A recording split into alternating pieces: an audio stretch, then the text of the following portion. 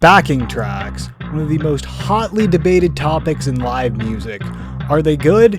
Are they bad? Do most people actually care? On that note, did my ex ever actually care?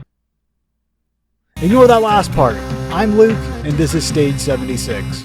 There are a lot of people who absolutely hate backing tracks and believe that they have no place in live music. The general mindset here is that you're paying for live, so you want to hear the music actually played live. I can understand that argument to an extent. If you wanted to listen to the studio version of something, you could have not bought tickets to a show and instead stayed home and listened to that music at just the minor cost of your streaming service of choice. Then there are the people who simply do not care. A lot of these people probably aren't even aware what a backing track is.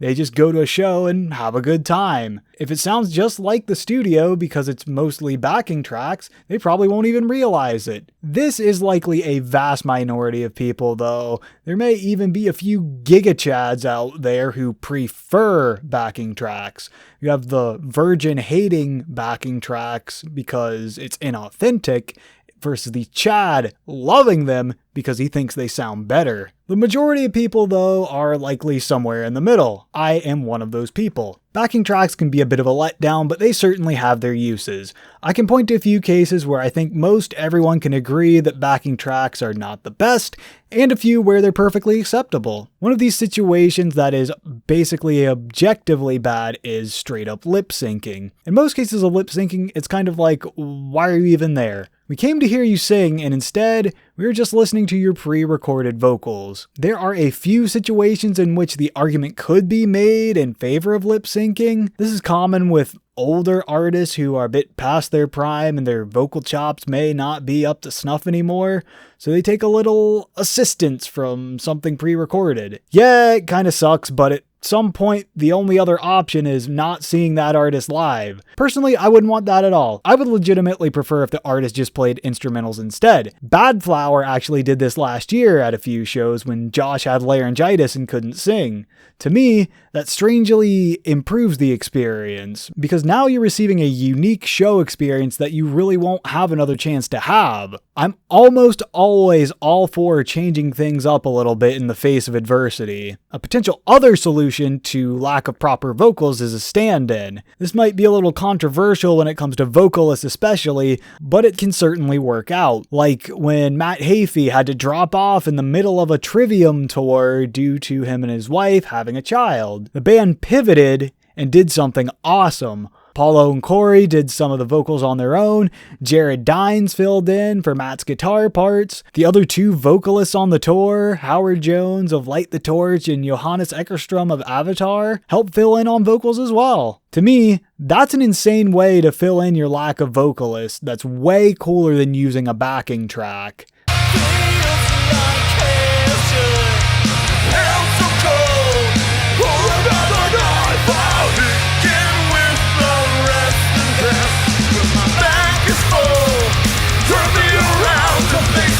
This whole situation is a little bit different from having a vocalist who has lost their luster, but it's still a cool solution to lack of typical vocals. Almost any other situation where the musicians on stage are basically just miming their instruments is pretty bad though. If the people in the band aren't actually able to play the music they're supposed to be playing, that really sucks. It does happen though. Sometimes, musicians will go so hard in the studio that they create something that is difficult to reproduce live.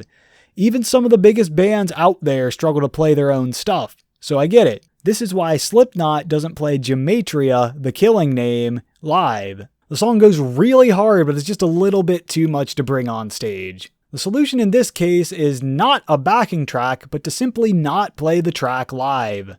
If an artist can't play any of their own music, that's a bit of a different story.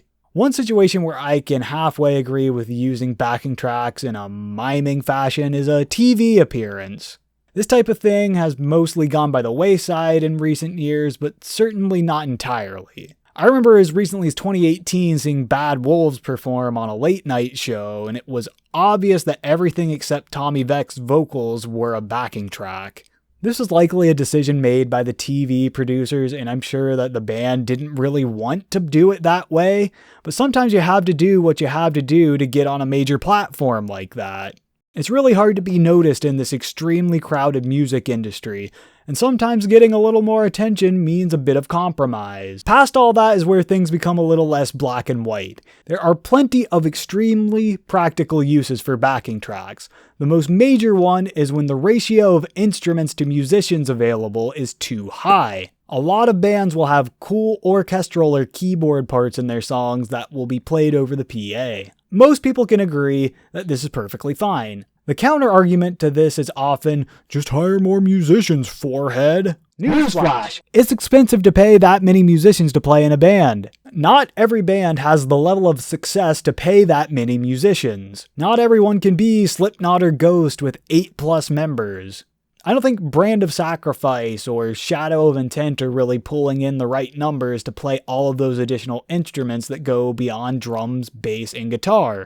It is simply impractical for bands like that not to use backing tracks. Another situation where I would argue that backing tracks are fine is backing vocals. Not everyone who performs is going to be able to sing, and that's okay. Sure, plenty of acts will have their lead vocalist do all of the vocals in the studio and have other people in the band do backing vocals live. Not everyone is going to have the ability to do that, though. Some bands have a very talented lead vocalist and a bunch of other extremely talented musicians who don't happen to have that same vocal ability of the lead vocalist. A perfect example is Poppy.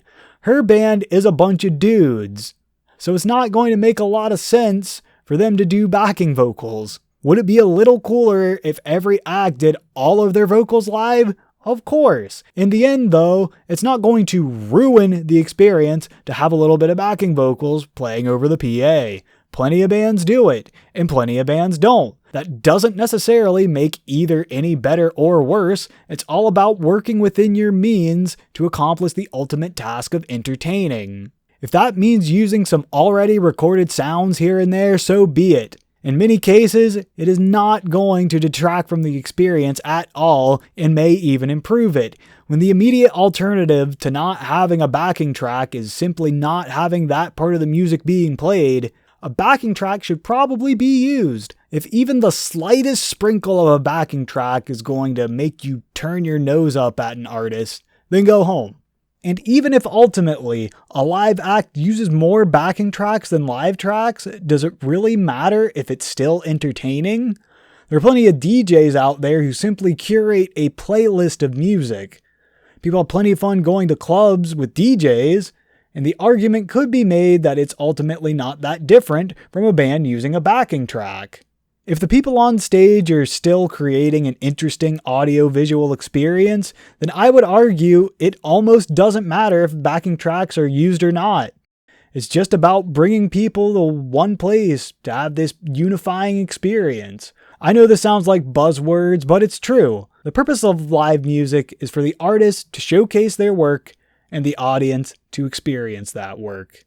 So that's another rant from me about something going on in the music/live show industry. I'm just some dude, I've never been part of a band or performing or anything. I just really like going to concerts. If you want to question the validity of my opinion, but I don't really care. I'm going to come on here and talk about it anyway. If you made it this far in the video, thank you for watching all of this. I really do appreciate it. I told myself I was going to make 5 of these before I really started pushing them out to people, and this is my 5th video. So now I'm actually going to start showing it to people. Thank you for checking me out, and hopefully I'll see you around for more. I'm Luke. This is Stage 76.